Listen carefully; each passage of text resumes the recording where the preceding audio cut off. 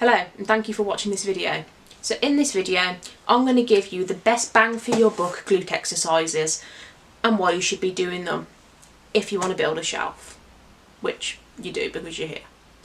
So first off, being cheeked up isn't just a physical thing. Being cheeked up is also a state of mind, and if you want to be cheeked up you've got to act like you're cheeked up, and that means training hard, training consistently and being patient, because there's no quick fixes, and if you want this and you want the results, you've got to stick to it. Be patient. The shelf's worth it. So first off, we have the king of leg exercises, which is the squat. Now, there is loads of different variations of squats to fit and adapt to every individual. There's something out there for everyone. But for this video in particular, I'm going to be talking about the barbell back squat, just because that's something I've used, my clients use, it's tried and tested, and I see the results from. So that's what we're going to be sticking with. So the squat's not called the king of all movements for no reason. It's a compound movement, and it doesn't just target the glutes. It also targets the hamstrings, the abductors, the adductors, the quads, the calves, your erector spinae, or your lower back, and your core. It's a really good core movement as well. But for this moment, we're going to be just prioritising the glutes, because that's what you're here for. So for this movement, to see any progress, you need to lift heavy and you need to lift consistently. And when I say heavy, I mean a decent weight. I don't mean just a bar or body weight squats or a dumbbell. They all have their place and they all do fit into a good structured plan. But if you want to build muscle and progressively overload, you need to be lifting heavy. Don't be scared. You're not going to come out looking like old Arnie, but you do need to lift heavy and consistently. So this actually ties in with kind of first place and with squats, and this is the barbell hip thrust. Again, there are different varieties of hip thrusts and different exercises and equipment you can do it with, but specifically for this video I'm going to be doing the barbell hip thrust, and that's because, again, I use it, my clients use it, and it's tried and tested by me, and it's what I've seen results from.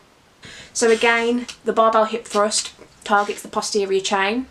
It hits the glutes, it hits the hamstrings, it does hit your quads as well, but obviously not as much stress on them because this is primarily a posterior chain movement and a hip hinge movement.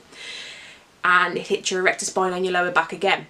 And the good thing about this exercise is, obviously we have our glutes, they're our biggest muscle, and we have our gluteus maximus, and most of your leg exercises are going to hit that in some way because it's such a big part of the muscle. But the good thing about the hip thrust is it also hits the more harder to reach parts of your glutes, so like your gluteus minius and your gluteus medius, and that really targets them, and that's going to give you your thickness on your cheeks as well, so you're going to look cheeked up. So a good tip for this as well is, alongside lifting heavy with a barbell or however you want to do it, also perform it with resistance bands as well. So you might do them as back down sets, you might do them on another day. But again, performing them with resistance bands with high volume, so high reps, this is going to add metabolic stress as well. So the whole goal is to place the muscle under metabolic stress, and this increases that. And the resistance bands, if you've ever tried resistance bands, you know it can be hard, and it's a great accessory to use. Essentially, you're placing the muscle under increased time under tension, because not only is there resistance on the way down, but there's a resistance on the way up as well. So yeah, it's a great exercise. So yeah, add in resistance bands for increased time under tension and increased metabolic stress. You'll really feel the pump and the burn, and you will see results from it if you do it continuously. Following on from this, we have the good mornings. This is not an exercise I actually see people do a lot of, really, and it's a really good, again, posterior chain exercise. It's a hip hinge movement again, and it's a really beneficial exercise. There's not a lot to it, but it's really good for, again, back strength as well. If you're not doing these, I would consider incorporating them in. They have loads of different benefits, like I said, back strength, again, posterior chain, your glutes, your hamstrings. Yeah, I'd add them in, and it's really good for your core as well. Then we have the GHR, which is the glute ham raise. I love this exercise and I hate it as well. Depending on how you position yourself is going to depend on how and what you're targeting. So as you can see in the video, I'm tucking my rib cage under and I'm almost rounding my back. Now for most exercises you don't want to round because you're going to be injuring yourself, but for this exercise it is safe, and if you do want to target your glutes primarily, this is the way to do it. Tuck your rib cage, almost think about keeping your rib cage tucked and almost think about rounding over. This is going to ensure the stress is placed primarily in your glutes and your lower back rather than your mid back taking all the stress and the workload. Great exercise, do it. Then we have the split squat but glute bias.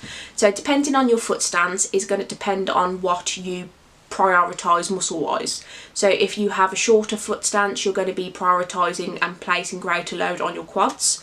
If you have a longer foot stance, which for this reason we want, then you're going to be prioritising and putting a greater load on your glutes and your hamstrings, which is what we want. This is a really good exercise. It will help benefit your squat as well and your overall leg strength.